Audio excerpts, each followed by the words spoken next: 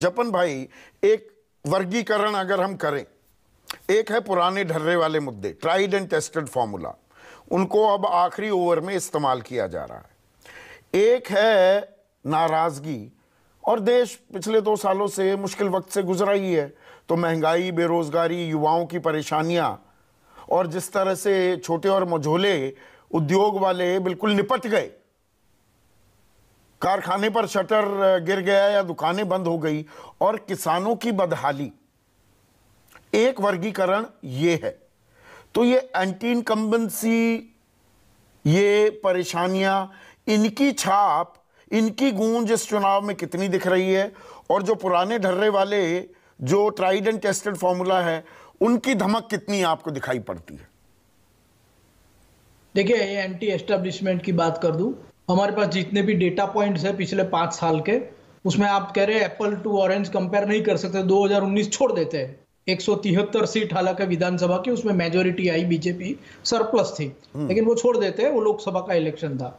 लेकिन इसके साथ 20 विधानसभा के बाइपोल्स आए, जिसमें से 17 बीजेपी निकाल के लाई, और कई जगह पे तो आप उसका मार्जिन देखेंगे, जैसे डांग में अगर आप 2017 में बीजेपी का मार्जिन देखेंगे तो 700 वोट माइनस था, और यहाँ पे 60,000 वोट प्लस निकला।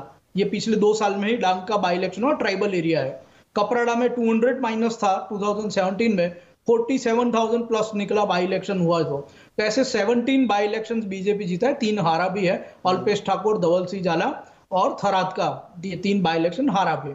अगर आप लोकल इलेक्शन देखें, जहां पे हाईएस्ट एंटी इनकम्बेंसी की संभावना रहती है, गटर, पानी, कचरा, road, local councillor, local panchayat, नगर पालिका, बीजेपी ने शाइनिंग रिजल्ट वहां पे लाके दिए हैं पिछले 2 साल के अंदर। और मैं प्रणय रॉय की वर्डिक्ट पढ़ रहा था, और प्रणय रॉय दुराब सोपारीवाला की, उसमें उन्होंने लिखा है कि जब लोकल पोल्स है, वो आने वाले विधानसभा इलेक्शन के सबसे बड़े आपके लिए डेटा पॉइंट होते हैं।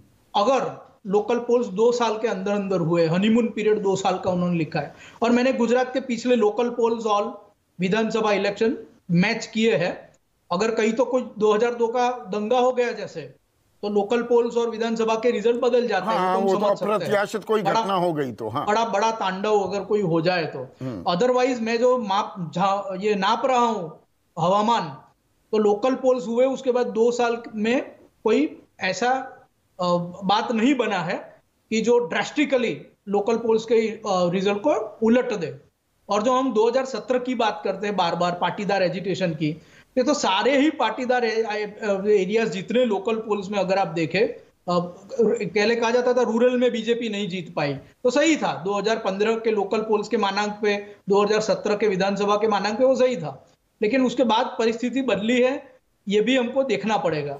तो ये महंगाई, बेरोजगारी, देश भर में जो, एक मिनट जपन भाई, जो मुद्दे हैं, एक मिनट सुनिए ना जपन भाई, जो महंगाई, बेरोजगारी, युवाओं की परेशानियां, किसानों की बदहाली, जो छोटे मझोले जो कारोबारी हैं उनकी दिक्कतें, क्या दरअसल ये परेशानियां गुजरात में हैं नहीं, या ये नाराजगी, ये परेशानियां तो हैं, पर तीना फैक्टर ऑपरेट कर रहा है कि भाई देयर इज नो ऑल्टरनेटिव, कि विकल्प कौन है?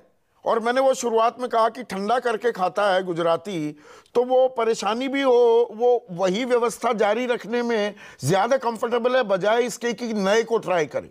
क्या कुछ ऐसा हो रहा है?